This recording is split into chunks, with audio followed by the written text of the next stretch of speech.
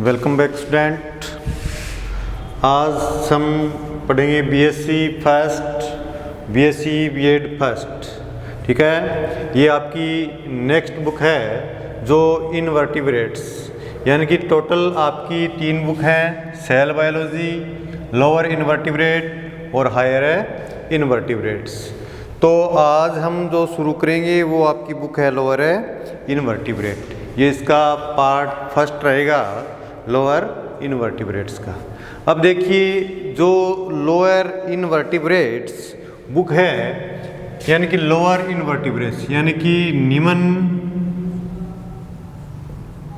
अकशेरुकी, निम्न अकशेरुकी। ठीक है, तो स्टूडेंट सबसे पहले पढ़ते हैं कि ये इनवर्टिब्रेट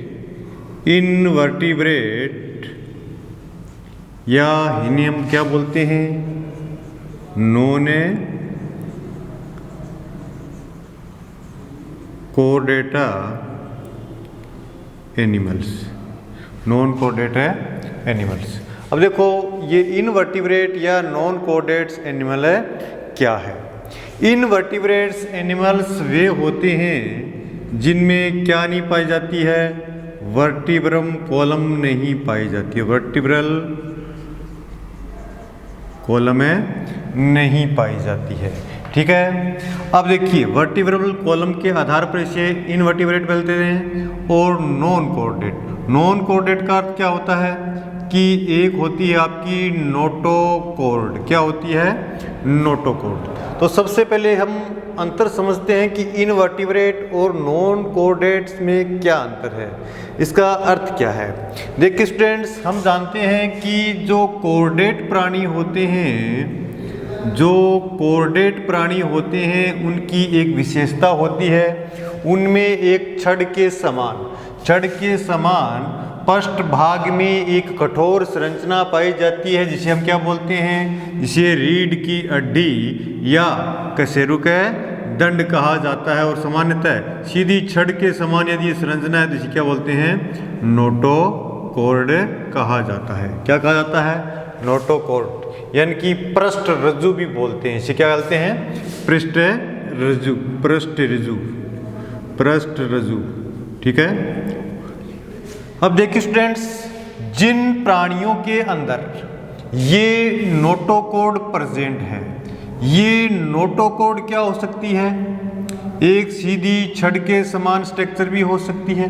तो छड़ के समान स्ट्रक्चर है तो इसे क्या बोलेंगे हम, नोटोकॉर्ड। और कुछ प्राणियों में ये देखा गया है कि ये नोटोकॉर्ड जो होती है, ये छोटे छोटे खंडों में डिवाइड रहती है। छोटे छोटे खंडों में क्या रहती है? डिवाइड रहती है। नोटोकॉर्ड छोटे छोटे खंडों में क्या होगी?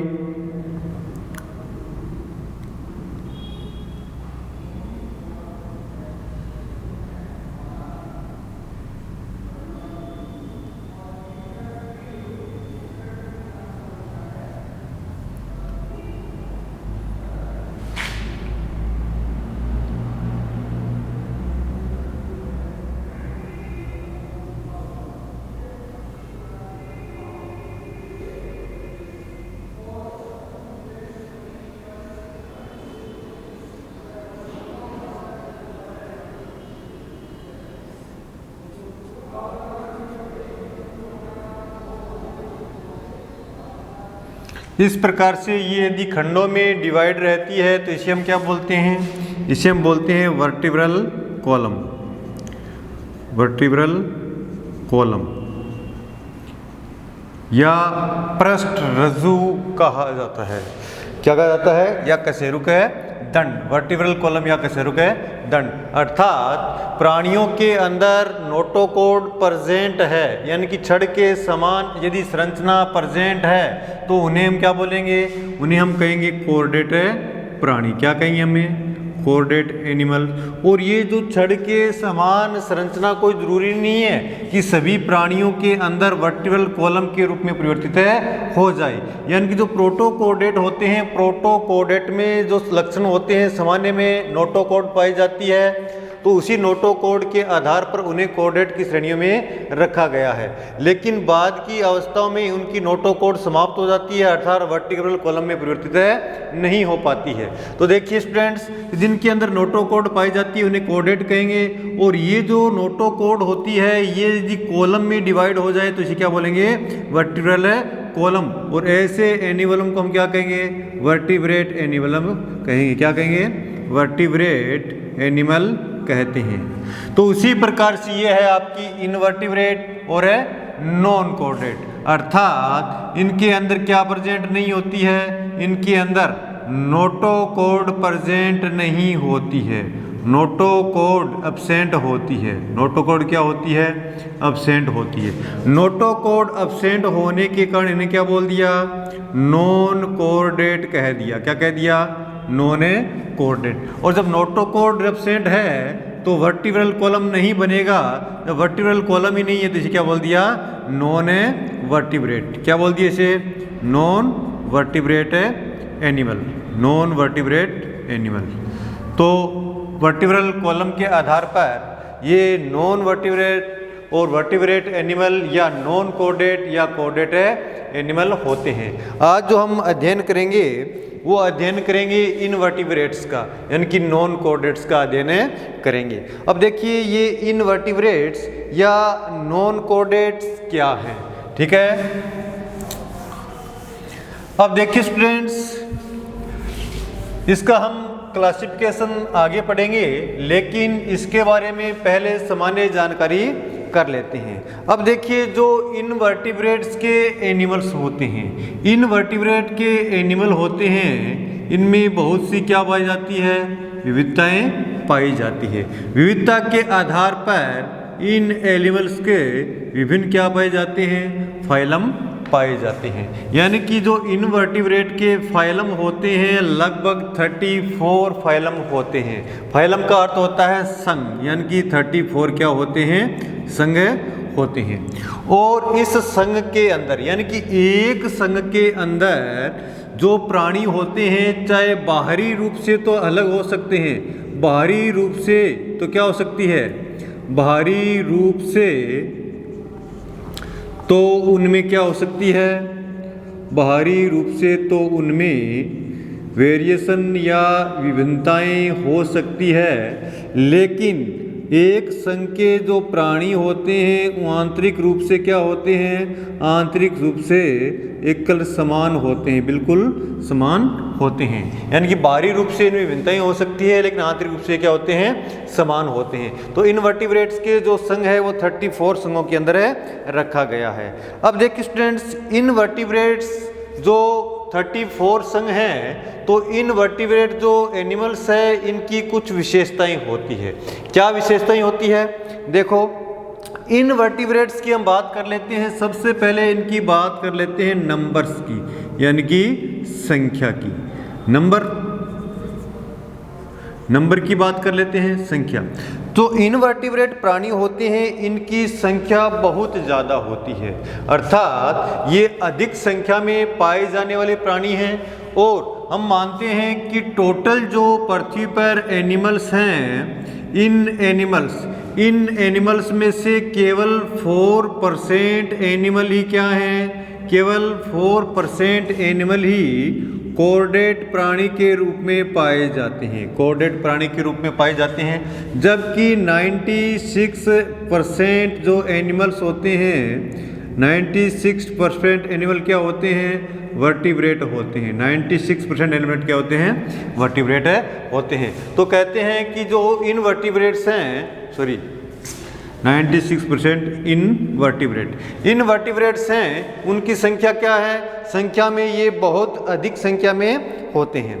अब नेक्स्ट बात कर लेते हैं कि जो इनवर्टिब्रेट है तो इनका साइज कैसा होता है? साइज, जो इनवर्टिब्रेट प्राणी बिल्कुल सूक्ष्म से सूक्ष्म संरचना वाले और बड़े से बड़े भी हो सकते हैं। तो इनवर्टिब्रेट यानी कि छोटे से और बड़े भी हो सकते हैं, यानी कि जो लोअर इनवर्टिब्रेट हैं इनका साइज कम होता है, जबकि जो हायर इनवर्टिब्रेट होते हैं इनका साइज क्या होता है? बड़ा होता है। यदि हम बात करते हैं कि जो आपका मलेरिया का एक परजीवी है प्रोटोजोआ, जिसे हम क्या बोलते हैं, प्लाज्मोडियम कहा जाता है। प्लाज्मोडियम इनवर्टिब्रेट का एक सबसे छोटा प्राणी है, ठीक है। उसी प्रकार से यदि एक विशाल प्राणी की बात कर लेते हैं तो विशाल प्राणी के रूप में जो आपका एक दैत्याकार स्क्विड होता है जो उत्तरी अटलांटिका में पाया जाता है, उसका नाम है आर्कियोथिक्स। आर्कियोथिक्स एक दैत्याकार स्क्विड होता है जो कहाँ पाया जाता है, जो उत्तरी अटलांटिका में पाया जाता है। इसका आकार बड़ा होता है और सबसे छोटा जो इनवर्टिब्रेट्स होता है ये आपका प्लाज्मोडियम में होता है। इसके बाद हम बात कर लेते हैं कि जो इनवर्टिब्रेट्स हैं इनकी जो शेप होती है या आकृति होती है, आकृति कैसी होती है, इनवर्टिब्रेट की शेप कैसी होती है, आकृति। अब आकृति के रूप में देखो कि आकृति के रूप में हम जो प्रोटोजोआ देखते हैं जैसे अमीबा है, अमीबा की आकृति कैसी होती है, अनियमित आकार की होती है, यानी कि ये कोई आकार इसका निश्चित है नहीं होता है। इसके अलावा यदि हम सिलेंट्रेट प्राणी देखते हैं, सिलेंट्रेट प्राणियों के अंदर जो आकृति होती है पादप की पत्ती के पौधों के समान, पौधों की शाखाओं के समान इस प्रकार की आकृति पाई जाती है। इसके अलावा पत्ती या फीते के समान संरचना पाई जाती है, उनको क्या बोलते हैं, फीताकर्मी कहते हैं। इसके अलावा ये प्राणी कर्मी रूप में भी हो सकते हैं। एनिलिडा जैसे प्राणी कैसे हो सकते हैं, कर्मी रूप के रूप में भी हो सकते हैं, अर्थात इन प्राणियों को कर्मी रूप जैसे एनिलिडा है, निमेटोड है आदि हो सकते हैं। इसके अलावा इनकी आकृति तारे के समान भी हो सकती है, स्टारफिश है आदि। तो हम कहते हैं कि इनकी आकृति, ये जो इनवर्टिब्रेट्स हैं इनकी जो शेप है, आकृति है, वो अलग अलग प्रकार की पाई जाती है। पत्ती के समान भी हो सकते हैं, पौधों के समान भी हो सकते हैं और इसके अलावा अनियमित आकार के भी हो सकते हैं, स्टार के समान की संरचना पाई जा सकती है, ठीक है। अब स्टूडेंट हम बात कर लेते हैं कि जो इनवर्टिब्रेट प्राणी हैं, इनवर्टिब्रेट प्राणियों के अंदर एक विशेषता और होती है। वह विशेषता क्या है, वह विशेषता है इनकी सिमेट्री में। सिमेट्री क्या होती है, सिमेट्री का अर्थ देखो, सिमेट्री का अर्थ होता है सममिति। सममिति का अर्थ क्या होता है, अब देखिए हमारे पास ये कोई बोतल है, इस बोतल को हम क्या करते हैं, हमें आप कहते हैं कि इसे दो समान भागों में हमें बांटना है, यानी कि कितने तरीकों से इसे समान भागों में बांट सकते हैं, ठीक है। जहाँ से दो समान भाग प्राप्त होते हैं तो वो क्या होगा, बाइलिटेरियन। यदि कई भाग प्राप्त होते हैं, यानी कि किसी भी प्राणी को किसी भी भाग से काटो और समान प्राप्त होते हैं तो इसे क्या बोलते हैं, अरीय सममिति, ठीक है। अगर दो समान भाग प्राप्त होते हैं तो इसे क्या बोलते हैं, उसे बोलते हैं द्विपार्श्व समिति। जिस प्रकार से हमारी बॉडी है, हमारी बॉडी को यहाँ से काटोगे तो दो समान पार्ट प्राप्त होते नहीं होते हैं, तो हमारी समिति है जो कैसी है, द्विपार्श्व समिति होती है। तो जो सिमेट्री के आधार पर, समिति के आधार पर ये प्राणी होते हैं, रेडियल भी होते हैं, द्विअरीय भी हो सकते हैं और असममित प्रकार के भी हो सकते हैं, यानी कि कैसे भी इन्हें काटा जाए तो भी ये समान भागों में, इनके शरीर को दो समान भाग में विभाजित नहीं किया जा सकता है। यदि ऐसे प्राणी हैं तो उनके हम क्या बोलते हैं, असममित प्राणी। जैसे हम बात करते हैं अमीबा की बात करते हैं, ये कोई अमीबा है, अमीबा को आप कहीं से भी काटो, कहीं से भी काटो, हम इसे समान भागों में प्राप्त नहीं कर सकते हैं। तो अमीबा को हम क्या बोलेंगे कि ये जो प्राणी है ये असममित प्राणी है, यानी कि इसकी कोई भी प्रकार की सिमेट्री नहीं होती है। तो जो एकशरीक प्राणी होते हैं, सिमेट्री के आधार पर अरीय सममिति भी पाई जाती है, द्विअरीय सममिति भी पाई जाती है और असममित भी ये होते हैं, ठीक है। अब हम बात कर लेते हैं कि इनके स्वभाव की बात कर लेते हैं। जो आपके इनवर्टिब्रेट्स होते हैं इनकी स्वभाव की बातें कर लेते हैं। इनवर्टिब्रेट्स स्वभाव और आवास, इनवर्टिब्रेट का स्वभाव और आवास। इनवर्टिब्रेट प्राणी जो होते हैं वो वायु में, जल में, थल में, यानी कि सभी जगह ये क्या होते हैं, मौजूद होते हैं। तो इनवर्टिब्रेट्स प्राणी देखते हैं तो सभी जगह पाए जाते हैं, वायु में, जल में, थल में, समुद्रों में। तो आवास के आधार पर इनवर्टिब्रेट प्राणी हर जगह मौजूद रहते हैं। इसके अलावा हम बात कर लेते हैं कि इनके शरीर में संगठन, इनके शरीर का संगठन किस तरह का होता है, संगठन की कोटि की बात कर लेते हैं। संगठन की कोटि के आधार पर देखो, संगठन एक तो प्रोटोप्लाज्म स्तर का होता है, प्रोटोप्लाज्मिक, यानी केवल इसका प्रोटोप्लाज्म ही सब तरीके के कार्य करता है। तो इस प्रकार का संगठन क्या कहलाएगा, प्रोटोप्लाज्मिक संगठन कहलाता है। एक सेलुलर संगठन यानी कि कोशिका स्तर का संगठन पाया जाता है इनमें, या टिश्यू स्तर का संगठन भी पाया जाता है, या इनमें टिश्यू और ऑर्गन स्तर का भी संगठन पाया जाता है, या इनमें अंग तंत्र स्तर का संगठन पाया जाता है। अर्थात इनवर्टिब्रेट जो प्राणी है इनमें संगठन के आधार पर ये प्रोटोप्लाज्मिक भी होते हैं, सेलुलर टाइप के भी होते हैं, टिश्यूज भी होते हैं, उत्तक स्तर के भी होते हैं, और उत्तक अंग स्तर के भी होते हैं, और अंग तंत्र स्तर के भी होते हैं। ठीक है। इसके अलावा हम बात कर लेते हैं सीलोम की, बात कर लेते हैं गुहा की बात कर लेते हैं। देखो ये जो इनवर्टिब्रेट प्राणी हैं इनमें किस किस प्रकार की सीलोम पाई जाती है, types of coelom, type of coelom, यानी गुहा की बात कर लेते हैं। परगुहा, क्या बोलते हैं इसे, परगुहा।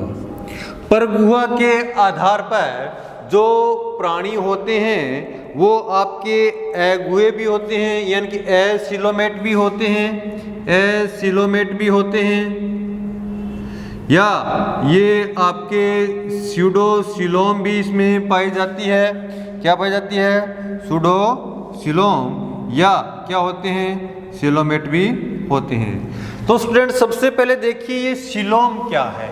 सीलोम क्या है, हमें पता है कि सभी प्राणियों का जो शरीर होता है वो 3 जनन स्तरों का बना होता है। कितने जनन स्तरों का बना होता है, 3 जनन स्तर का बना होता है। और तीनों जनन स्तर ये कौन से होते हैं आपके, एक तो होती है एक्टोड्रम, एक होती है आपकी एंडोड्रम, और एक क्या होती है, मेसोड्रम। यानी कि 3 जनन स्तरों का ये स्तर, इनका शरीर बना होता है सभी प्राणियों का। तो कुछ प्राणियों में तो क्या होता है, केवल 2 ही स्तर पाए जाते हैं, और कुछ में क्या पाए जाते हैं, 3 जनन स्तर पाया जाता है।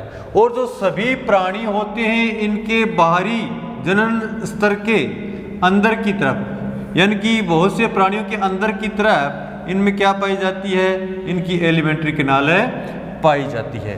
ठीक है, आहार नाल पाई जाती है। तो हम देखते हैं कि बाहर से 2 जनन स्तर या 3 जनन स्तर, फिर इसके अंदर क्या है, आहार नाल है। कुछ प्राणियों हम क्या देखते हैं कि ये जो आपकी एलिमेंट्री कैनाल है इसके बाहर ये 3 जनन स्तरों का बना हुआ आवरण, और इसके बाद हम क्या देखते हैं कि जो आपकी एलिमेंट्री कैनाल है, आहार नाल है, आहार नाल और ये जो बाहर के जनन स्तर होते हैं इनके बीच में क्या पाया जाता है, कुछ स्पेस या गुहा के समान संरचना पाई जाती है। तो ये जो गुहा के समान संरचना होती है इसे हम क्या बोलते हैं, सीलोम कहा जाता है। यानी कि बाहरी स्तर और जो एलिमेंट्री कैनाल के बीच में गुहा के समान जो संरचना होती है उसे क्या बोलते हैं, हमें सीलोम कहा जाता है। और इन जिन प्राणियों में ये सीलोम मौजूद होती है उन्हें क्या बोलते हैं, सीलोमेट एनिमल्स कहा जाता है। और जिन प्राणियों में केवल बाहरी स्तर और अंदर की आरनाल, बीच में किसी भी प्रकार की गुहा नहीं पाई जाती है, तो ऐसे प्राणियों को हम क्या कहेंगे, एसिलोमेट प्राणी कहेंगे। और ऐसे प्राणी जिनके अंदर क्या होगी, गुहा तो पाई जाती है, लेकिन ये गुहा की एक विशेषता होती है, इसमें क्या पाई जाती है, ये मेसोडर्म से क्या होती है, लेयर्ड होती है। यदि इनकी गुहा में मेसोडर्म नहीं है तो ऐसे प्राणियों को हम क्या कहेंगे, सीडोसिलोमेट कहेंगे, कूट गुहीय प्राणी कहते हैं। ये सिलोमेट, एसिलोमेट या सीडोसिलोमेट प्राणी कौन कौन से होते हैं, क्या होते हैं, इनकी चर्चा हमें आगे की क्लासों में करेंगे। तो ये तो थी सिमेट्री के आधार पर प्राणियों के प्रकार। इसके अलावा हम देखते हैं कि इनमें रेस्पिरेशन कैसे होता है, श्वसन की क्रिया कैसे होती है। देखो जो रेस्पिरेशन यानी कि श्वसन की जो क्रिया होती है, ये जो निम्न वर्ग के प्राणी होते हैं इनमें श्वसन के लिए अलग अलग प्रकार की विधियां पाई जाती है। यानी कि ये त्वचा के सतह से भी कर सकते हैं, कुछ ऐसे होते हैं ट्रेकिया के द्वारा भी कर सकते हैं, कुछ में क्या होते हैं चर्मिल कलोम भी पाए जाते हैं, उनके द्वारा भी क्या होता है, श्वसन होता है।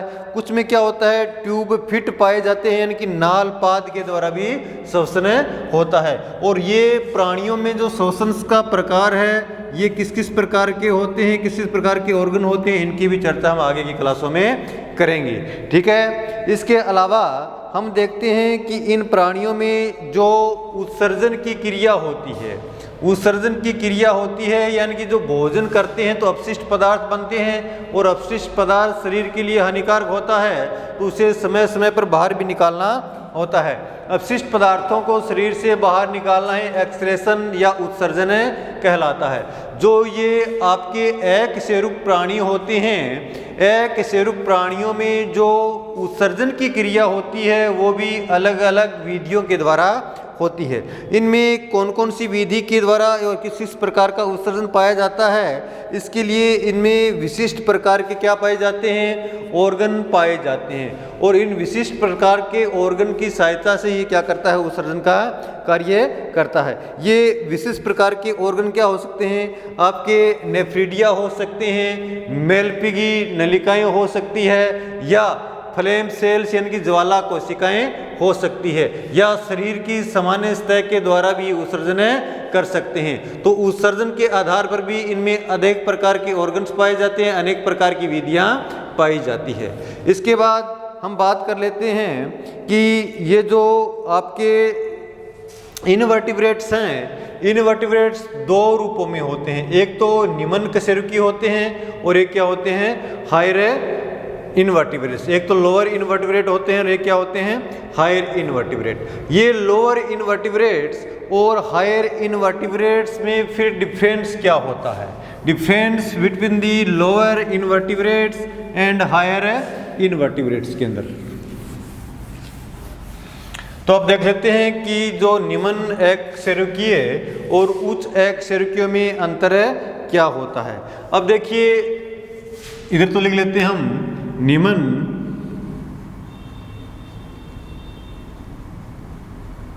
एकशेरुकी, और इधर लिख देते हैं हमें उच्च एकशेरुकी। ठीक है। अब देखते हैं कि निम्न जो एकशेरुकीय प्राणी होते हैं इनमें देखिए, इनमें क्या होता है, आकार क्या होता है, आकार बहुत ही क्या होता है, इनका आकार बहुत ही छोटा होता है। यानी कि जो आपके निम्न वर्ग के प्राणी होंगे इनका आकार क्या होगा, छोटा होगा, लेकिन इनका आकार इनकी तुलना में क्या होता है, बड़ा होता है। तो सामान्यतः इनका आकार क्या होता है, सामान्यतः इनका आकार कैसा होता है, आकार बड़ा होता है। यानी कि इनका आकार छोटा होता है और इनका आकार क्या होता है, बड़ा होता है। अब देखो शरीर संगठन की बात कर लेते हैं, किसकी बात कर लेते हैं, शरीर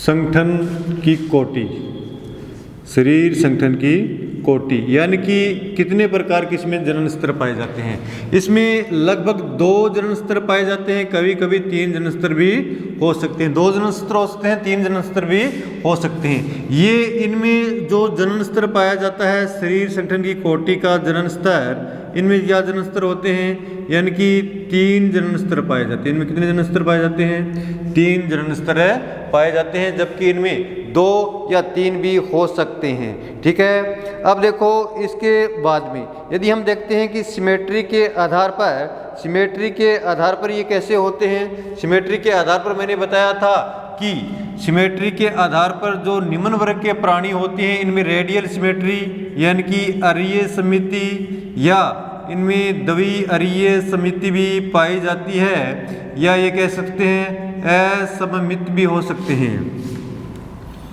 असममित भी हो सकते हैं, यानी कि एसिमेट्री भी हो सकते हैं। लेकिन इनके अंदर सामान्यतः जो समिति पाई जाती है वो कैसे पाई जाती है?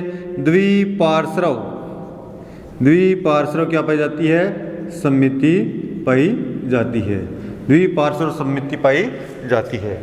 अब देखो इसके अंदर आगे बात और कर लेते हैं कि इनके अंदर क्या होता है। इनके अंदर केवल एक ही जो छिद्र होता है वही किसका कार्य करता है? माउथ का कार्य करता है। और किसका कार्य करता है? एनस का कार्य करता है। अर्थात मुख और गुदा एक ही छिद्र के ऊपर उपस्थित होते हैं। इसमें एनस और माउथ के लिए क्या होते हैं? अलग अलग पोर या अलग अलग छिद्र पाए जाते हैं। यानी कि इसमें जो गुदा या माउथ एक ही छिद्र जो गुदा और माउथ की तरह कार्य करता है, जबकि इसमें क्या होता है? मुख और एनस का अलग अलग छिद्र होता है। ठीक है, अब हम देखते हैं कि इसमें जो एलिमेंट्री जो कैनाल होगी, एलिमेंट्री कैनाल भी क्या होगी?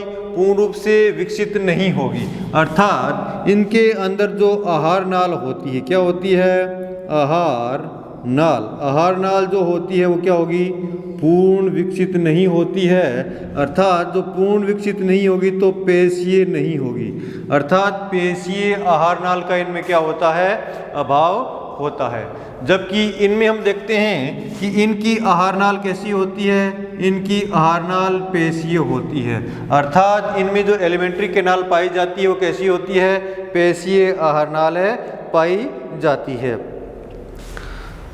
अब देखो छठे पॉइंट की ओर बात कर लेते हैं कि इनके अंदर जो रुधिर परिसंचरण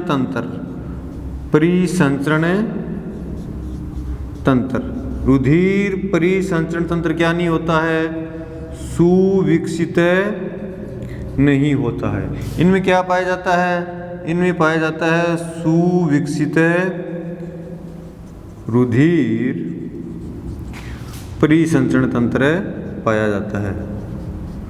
सुविकसित रुधिर परिसंचरण तंत्र पाया जाता है। अर्थात इनमें जो रुधिर परिसंचरण तंत्र होता है वो सुविकसित नहीं होता है, जबकि जो आपके हायर इनवर्टिब्रेट होते हैं इनमें सुविकसित प्रकार का क्या पाया जाता है?